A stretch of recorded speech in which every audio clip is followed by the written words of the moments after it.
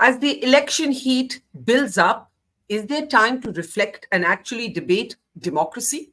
Well, that's what Congress veteran who's been an advisor to Rajiv Gandhi, also the father of the telecom revolution in India, wants us to do. I'm Barkha Dutt, you're with the Mojo Story.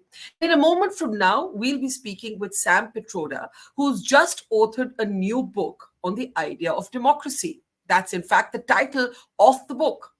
Mr. Pitroda, who, as I mentioned, has had a long relationship with India but is now based out of the United States of America, he's also the chairman of the Overseas Congress, is seen to be somebody who's really contributed and, in a sense, fathered the telecom revolution of India. He's been a close associate of Rahul Gandhi, and he's often made comments that the Congress party has later disassociated themselves from. But Pitroda continues to speak his mind, and he's just published a new book called The Idea of Democracy, where he's urging us to look at what he calls the seeming paradox of the success of democracy, but the decline of liberalism. Now, is this democracy debate a trope that has any resonance with people at large, or is it an esoteric academic construct that is the subject of what some might call the old elites?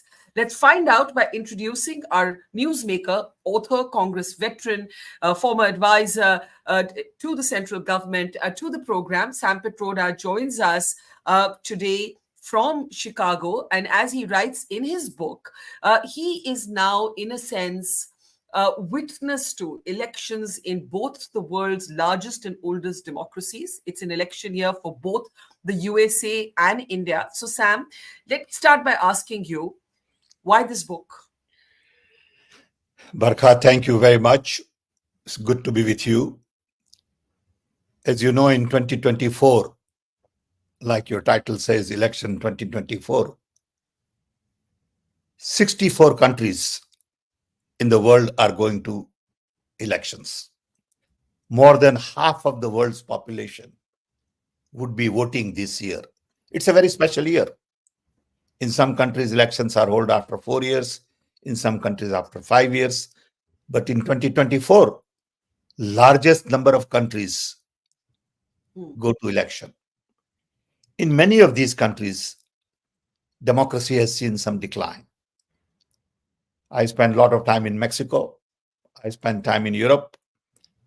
And I can tell you that everywhere there is a rise of populism. There is polarized politics. In America, it is Black Lives Matters. In India, it is caste, religion. So looking at 2024, I thought this is a good year to reflect on democracy. Hence, the book is written not just for India, but also for US, Mexico. It is being translated into Spanish right now. So I think this is an important year. Now, I'm glad that you've actually made it a global conversation, because one of the things that tends to irritate a lot of Indians, irrespective of political affiliations, is how the West sometimes patronizes India about democratic standards. Now, you've seen the debate around some of these global rankings. It's been pointed out by many Indians who study this that, for example, VDEM ranked India, below Kosovo, for instance, right? So it doesn't actually make sense. Below Niger, Kosovo. So in some ways, we have to be careful about this democracy debate. And to that extent, it's important that you make it a global conversation, because otherwise it's been the West sitting in judgment and applying standards that Indians don't quite agree with. Yeah, I think these rankings are more like ranking of the business schools. So I don't put a lot of emphasis on ranking.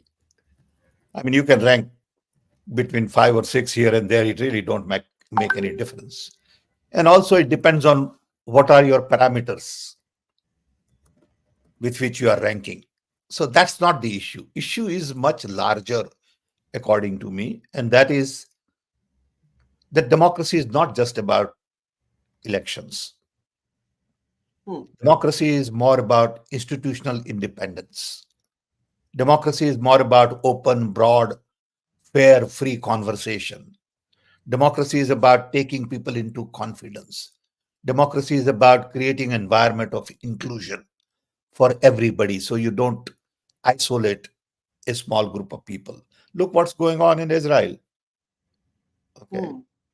I mean, they think they have a democracy, but look at how people from Gaza are treated. Okay. I mean, you can see how, blacks in America feel.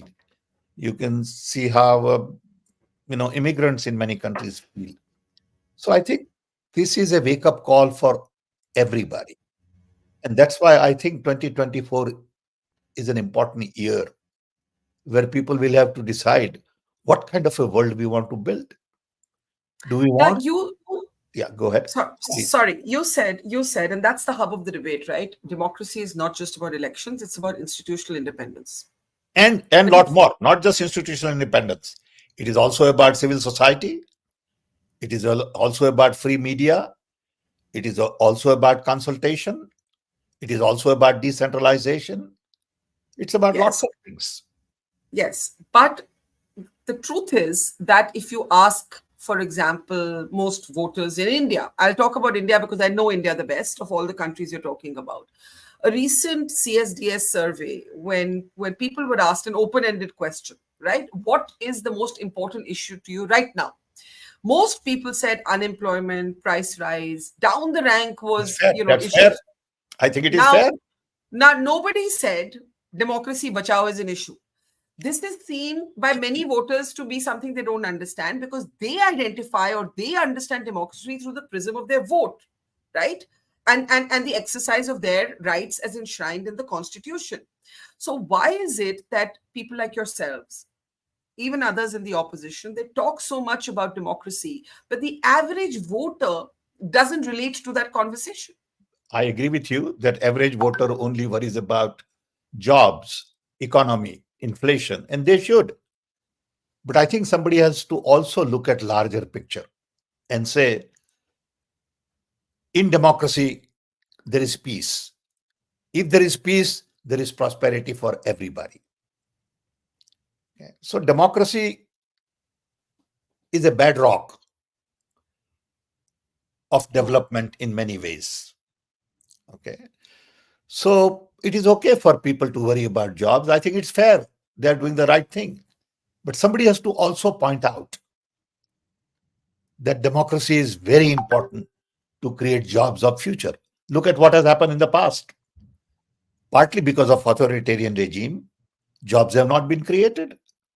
Partly because of lack of conversation with others. Okay.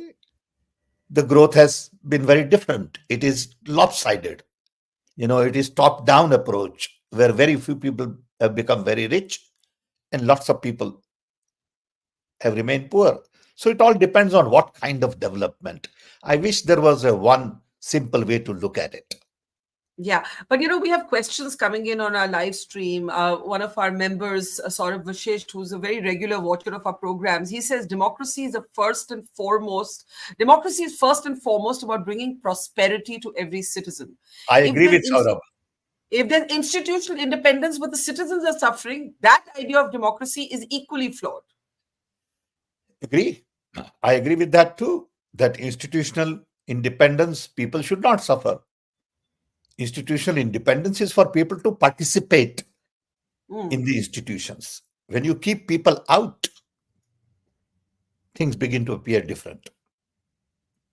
There's another question for you. Institutional independence question mark. How can that be achieved by taxing the middle class and redistributing wealth? That's a failed Marxist ideology, as the gentleman himself suggested recently.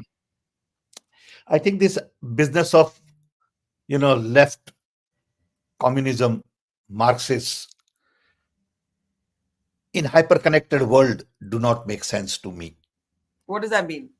What it means is you can't look at world from the prism of the past. You got to look at world from the viewpoint of creating new wealth and hopefully try your best for equitable distribution.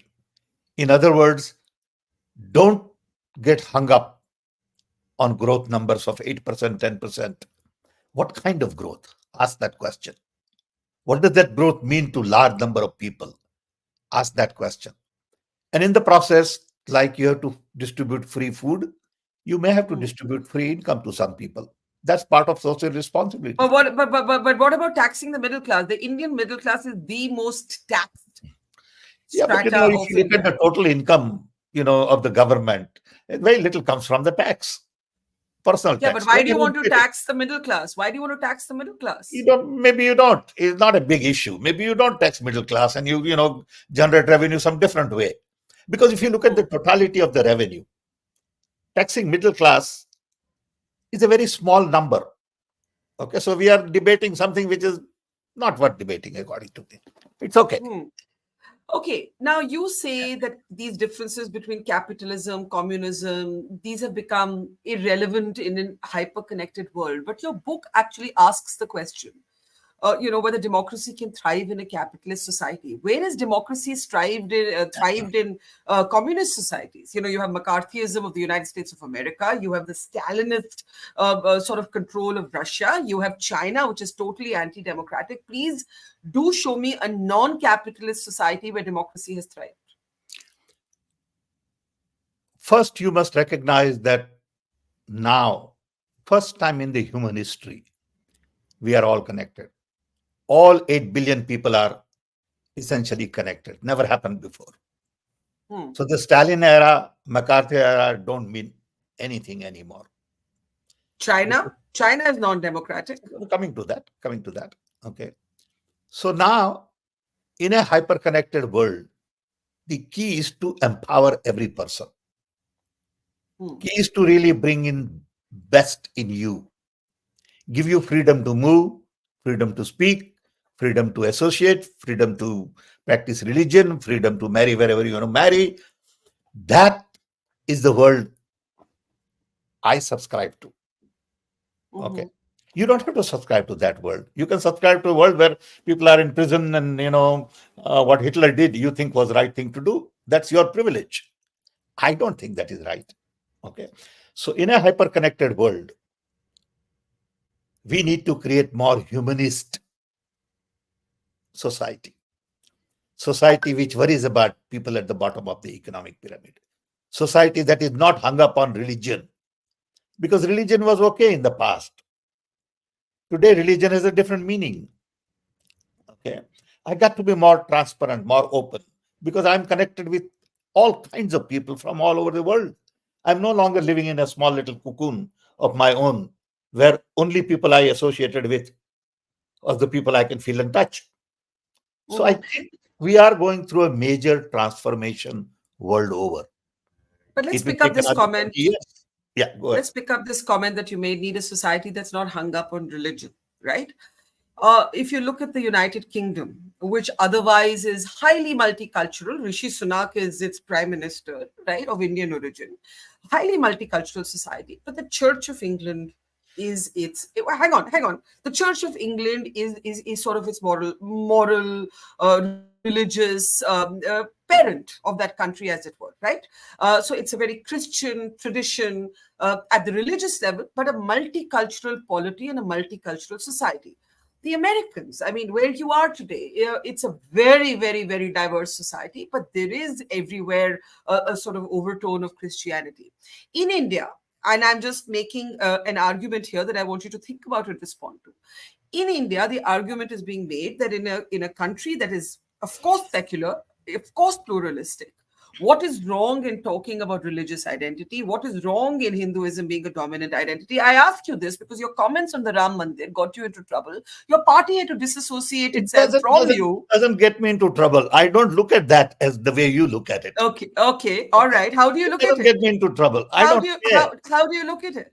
What do I you mean you look at it don't as a care? personal opinion. I look at it as I'm entitled to my personal opinion. You have to agree. You don't have to disagree. Is your privilege. That doesn't tell me that I'm in trouble.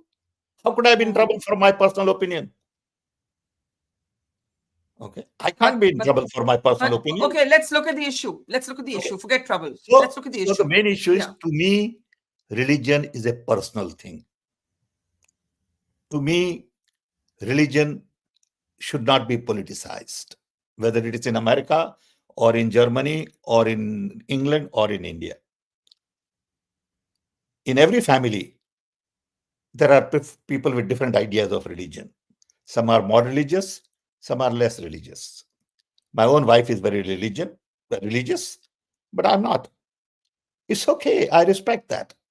I think we need that diversity. Don't force me into religious conversation every time. No, I'm no, not. I absolutely. don't mean you. I don't mean you. I don't mean you.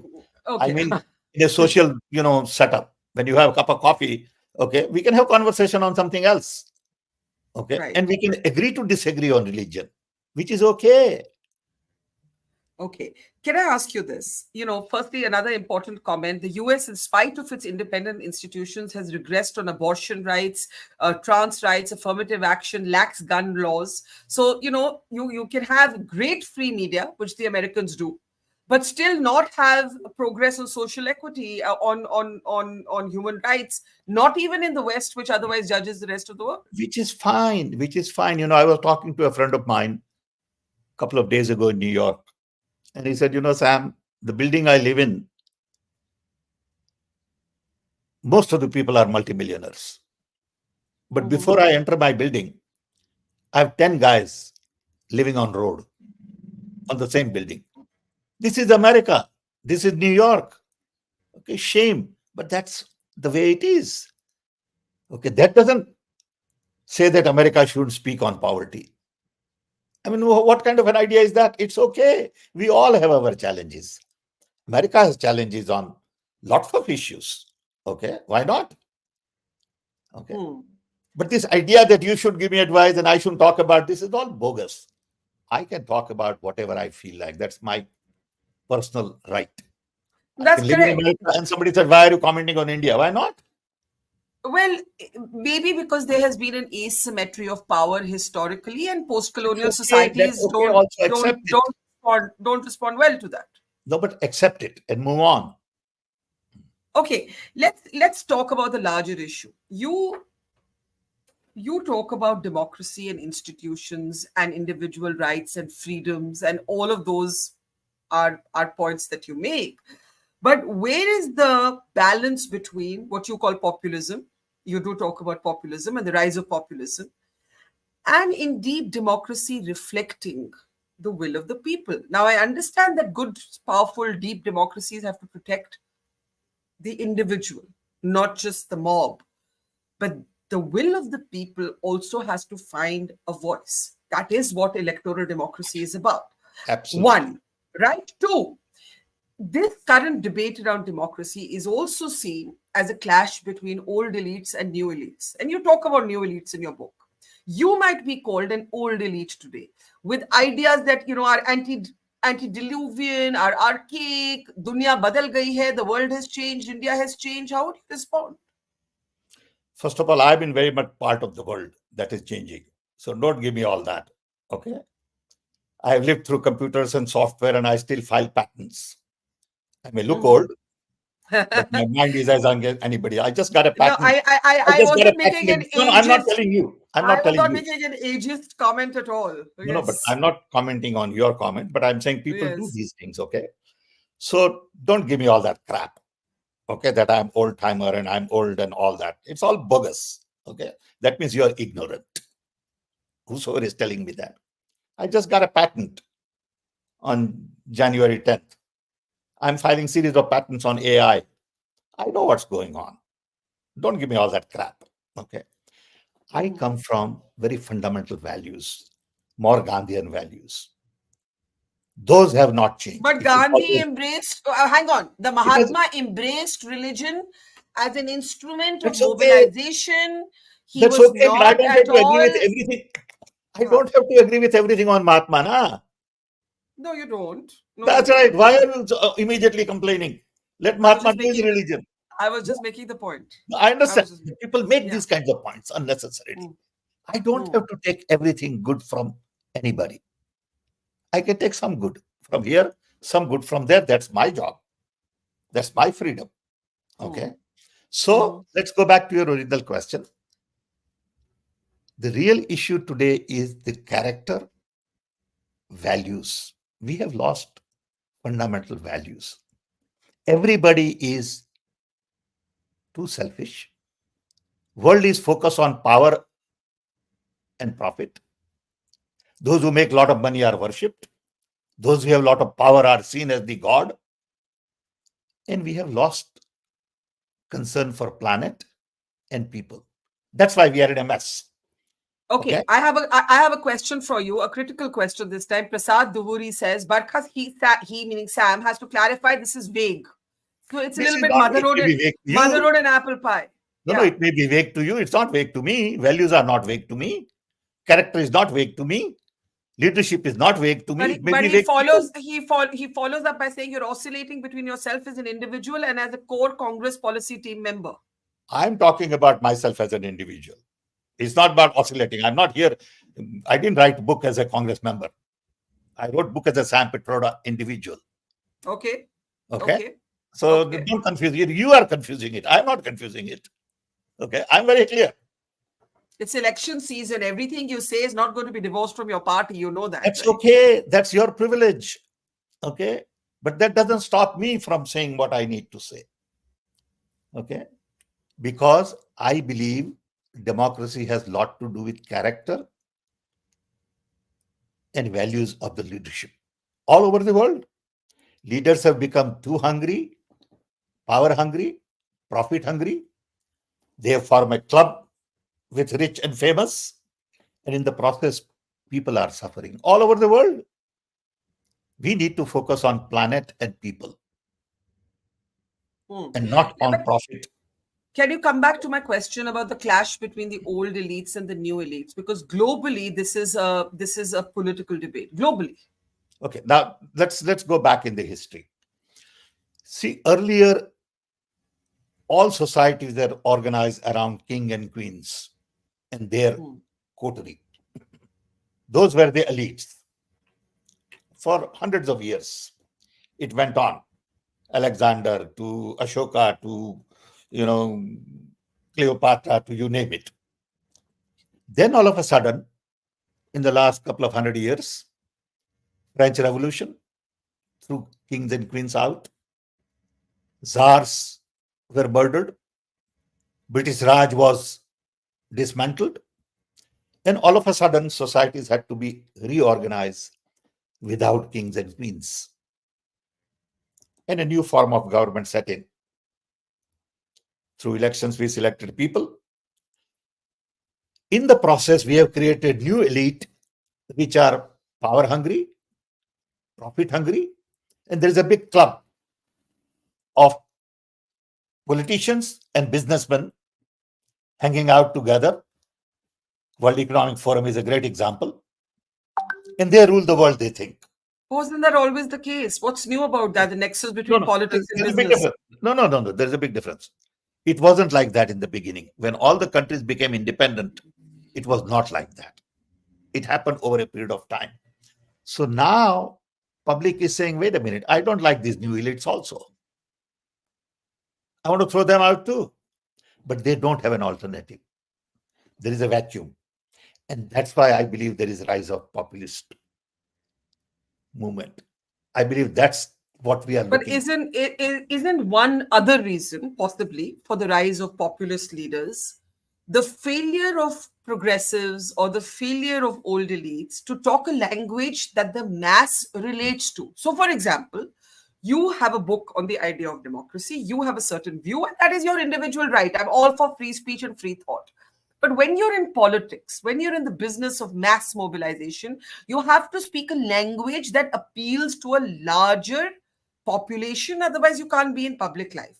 And in many ways, though you say you're here as an author and not speaking on behalf of your party, the Congress struggles with that today. What is its narrative to counter the BJP, right? I don't think it is Congress only. All liberals. As an example. Go ahead, Sam. No, you are saying as an example. I'm just giving an example of the Congress in this context, but go ahead. Now, what is the example you are giving, though?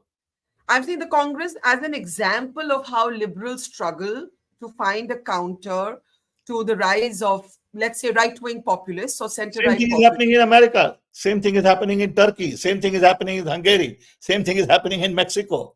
So it's Yes. not just India. That's what I'm saying. I agree. And I'm saying that is part of the problem, the failure of liberals to find the language that the No, larger number of people identify with.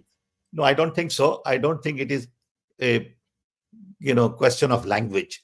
It's a question of results. Okay. People feel that world over they have lost trust in the government. People feel that these new elites, whether they are Democrats or Republicans, whether they are this or that, they are all same. That's how people are feeling. So people are looking for a new way Mhm. to solve their problems. I find that the new way to solve their problem lies in decentralization and not centralization. Everything needs to be decentralized. If India was to be restructured at district level, where every district collects their own taxes, every district has their own governance, 2 million people is a lot of people, they take care of their own education, their own health, people will find purpose in life, as opposed to waiting for Delhi in a centralized way to solve their education problem, their water problem, their energy problem. World over, because of now hyperconnectivity, this is possible to decentralize. It was not possible earlier to decentralize the way you could do it today. And I Okay. think that is going to be ultimately the solution. It may take 10 years. We may have to go through this phase. World over, we are going through this phase. And it Yeah. is not about BJP versus Congress. It is not about Rahul versus Modi. I mean, we are just, Mhm. crazy if we think so. So there's It a is about question the on. idea. It is about So the there's a idea. so there's a global question. How do you then explain the rise of Trump, Same Erdogan, thing. Modi? Same. Because, I just said it. but he argues, the viewer argues, the old elites in each of these societies, sort of argues, the old elites in each of these societies failed to deliver. The old systems failed the people and they elected populists. So that's what I'm saying. That may not be the solution. Let's try it out for a while. They are trying it for a decade. Okay. But I don't think that is a solution in the long run. So people will try it out, find out for themselves. In human history, 10, 15, 25 years of experiment on populist is not going to be a big deal. We'll find out in 25 years. Okay. Okay. But then the damage done may be too big. That's what people like me believe. But I may not Hmm. be around then. No, we hope you're around. But tell us this finally as we close this conversation. What is the one, how would you define democracy? How do you define democracy? I would define democracy won by free and fair elections where the vote I count is the vote I casted. That's item number one. Two, clear independence of institutions, judiciary, legislature, executive. Very clear separation of power. Three, thriving civil society at every level in education, health, the women issue, on democracy, think tanks where people are bubbling with ideas and arguing and discussing and debating, some right, some wrong. Four, free and fair media and not personal attacks, not innuendos and not sort of criticism of this and that and all. Okay, it's okay for you to disagree with me. I respect you. We'll still remain friends. Okay. In addition, I would like free education, free health service. When I say free, for example, I got my master's in physics in India as a poor boy, almost free. I can't do that today anymore. Okay. That's the contribution to my life from India. I didn't have to pay anything, almost. Okay. Hmm. In a society where everybody lives with respect and dignity, that is democracy to me. With equal rights, no discrimination based on your caste, color, language, residence, religion, whatever. That is true democracy. All right, Mr. Pitroda, the author of The Idea of Democracy. His new book is just out. As you can see in the comments, his comments are always generating a debate. Let me just, there's one comment coming in a totally decentralized nation. I was trying to take that actually. Yeah, in a totally decentralized nation, there will be too much disparity in services if the nation is not an upper middle income one. I was going to say thank you to you, but if you just want to answer that. It will happen. Everything will begin with something. So there will be inequality in the beginning, but we can work towards solving that challenge. Okay. There are always problems when you introduce new idea. I was just going to, when I was closing, before that question came in, I was going to say that as we can see in the comment section, you've already set a comment section on fire. So I encourage everybody to engage with ideas, even those you don't agree with. That, I think, is also at the heart of democratic debate. So Sam Pitroda's book. That's how we learn. And we must agree to disagree when we don't agree, and that's absolutely fine. Mr. Pitroda's book, The Idea of Democracy, is just out. The debate continues. Sam Pitroda, thank you for talking to us, and take care. Thank you, Barkha. It's always a pleasure to talk to you. Thank you. Thank you. Take care. Bye-bye. Namaskar and hello everyone. Welcome to a ride through the heart and the soul of India.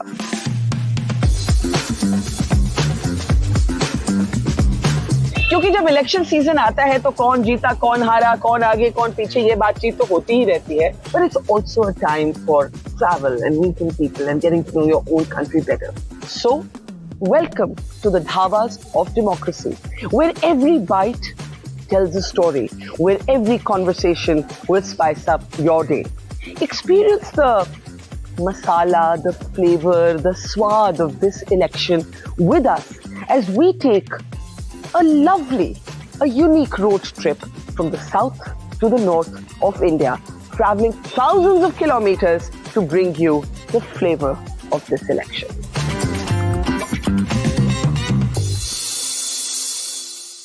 Election sir पर है, voter अपना मन बना रहे हैं.